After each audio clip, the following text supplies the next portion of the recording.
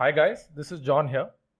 Now continuing our session on calculating profit and loss. In this session, I will show you how to calculate the cost of a service company and then we will look at the profit and loss. So if you remember, for a service company, we have a concept of man days. In case you've forgotten that, please go to the session where I have discussed calculating the cost of a service company. So now let us look at the total profit and loss with respect to a service company by first calculating the service cost. So let us calculate the services completed in a year. If you remember, for product, we had calculated the total number of products we need to manufacture. Here we will look at the total number of services we need to complete. First, we will look at the marketing budget. So let's assume the last value which we took, which was 30 lakhs with an ROAS of 2, that gives us a total revenue of 60 lakh rupees. Now let's assume the price of a single service to be 10,000 rupees. That gives us a total number of 600 services that we can offer in the first year. Now let us calculate the cost of these 600 services that we need to offer. So how do we do that?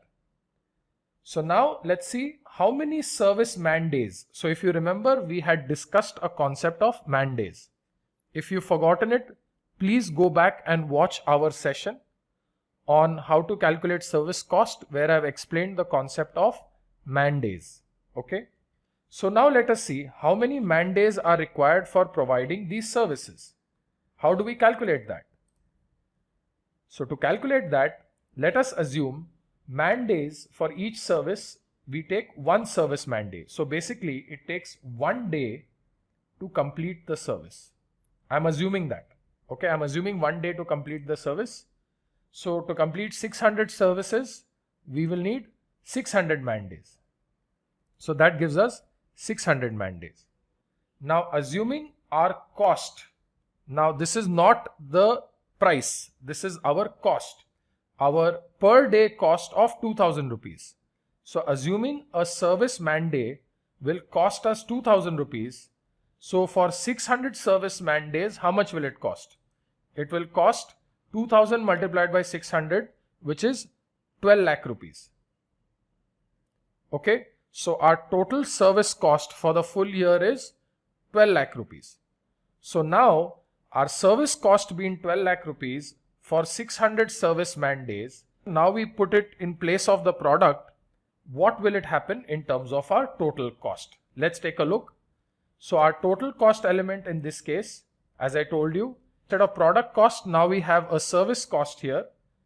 So let's look at the numbers. Your R&D cost remains the same. The service cost, as I told you, is 2000 rupees per service multiplied by 600 man days. Okay. The location cost remains the same. Website cost remains the same. Website maintenance cost remains the same. And my marketing cost I'm assuming as 30 lakh rupees. So guys, I'm just trying to show you that if we still hold these values as the same old cost, how do we bring in a service cost to bring the total cost of a service-based company? So now let's look at the final numbers. This gives us a total cost of 51.12 lakhs. So how did we arrive at there? We added these numbers. The big change was the service cost, which we calculated, which was the man day cost multiplied by the total number of service days that I will need. And you know how we came up with this 600 number. Okay guys, so will this company make a profit or a loss? You tell me. The total cost for service that we will need is 51.12 lakhs and the company will earn 60 lakh rupees. If you remember, 30 lakh was the marketing budget multiplied by the ROAS of 2 and this gives us a profit. Now again, what have we understood in this session? Very simple. How do we calculate the service cost? Okay guys, that's the difference between the product company and the service company, is the change in the service cost. Now you have to understand this very carefully, that the other cost elements will still remain the same. In this case, you will have to understand that the service cost calculation changes. Okay guys, rest the cost elements will remain the same. The concepts will also remain the same in terms of how to make a profit by the different methods. Is you either increase your revenue or you reduce the cost. So these are the standard methods. And as I told you, to increase the revenue, there are different methods. Either increase your marketing budget or increase your service selling price. So in this case, your service selling price was 10,000 rupees. If you increase this to 12,000, you can check what happens. And all of this you can simulate using our platform, Entrepedia. Okay guys, so I hope this was clear.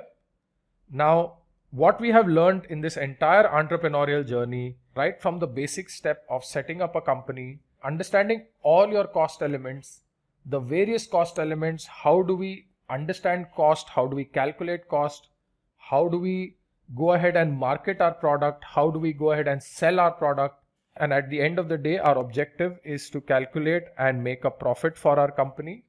And this entire journey forms our fundamental of entrepreneurship.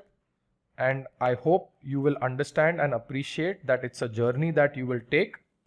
And I want you to go through the different case studies that we have created on Entrepedia in the learning section. And you can learn entrepreneurship only by examples and by doing them. Okay. So please go through all the examples. Please simulate the various case studies that we have done on Entrepedia. Go through the practicals and understand the concepts. Okay guys. So with this, I will close this session. I hope this session was clear and you've understood the fundamentals of entrepreneurship. Please go through the case studies. I will see you in the case studies section. Thank you guys. So guys, what have we seen in this session? We looked at a very important concept called profit and loss.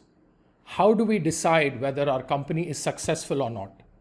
It's when our company makes a profit. How do we decide that our company made a profit? How do we know that in case our company made a loss, what do we do to bring it back for it to be profitable? What are the different parameters? So those are the aspects which we looked at. So now once we've looked at the theory behind it, let us go ahead and implement this profit and loss concept practically on our Entrepedia platform. So I hope these concepts were clear to you in this session. Please go ahead and try this practically on Entrepedia in the next video. I hope the concepts were clear, guys. I'll see you in the next practical session. Thank you.